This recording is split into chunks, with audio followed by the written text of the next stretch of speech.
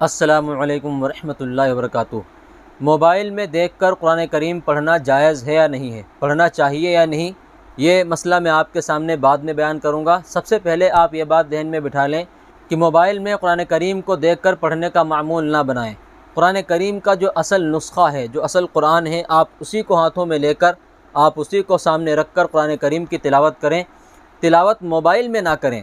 ہاں، البتہ اگر آپ کہیں سفر میں ہیں یا کہیں بھی آپ ایسی جگہ ہیں جہاں قرآن کریم آپ کو نہیں مل سکتا، تو وہاں پر آپ موبائل میں دیکھ کر بھی قرآن کریم کی تلاوت کر سکتے ہیں۔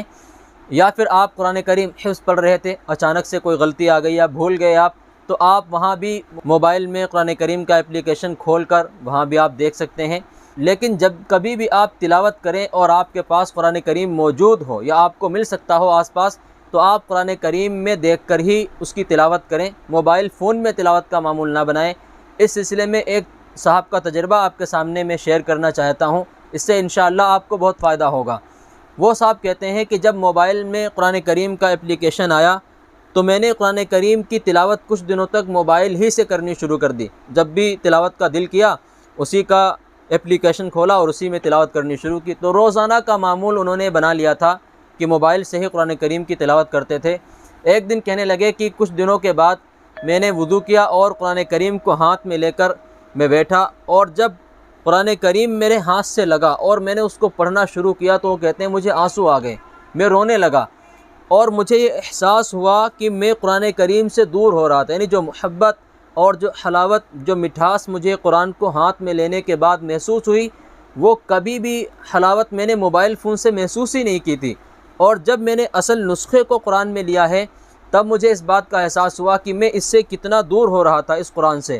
تو وہ کہنے لگے کہ اس کے بعد سے میں نے موبائل کو ایک طرف رکھا، جب کبھی بھی تلاوت کرتا تھا تو اصل جو نسخہ ہے قرآن کا، اسی سے تلاوت کرتا تھا۔ تو یہ حقیقت بات ہے کہ یہ موبائل فون جو اس کا اپلیکیشن ہے قرآن کا موبائل فون میں، یہ ہمیں اصل نسخے سے، اصل قرآن سے دور کر رہا ہے۔ تو اس لیے آپ جب بھی تلاوت کریں تو قرآن کریم میں ہی دیکھ کر کریں، موبائل فون سے تلاوت کا معمول آپ نہ بنائیں۔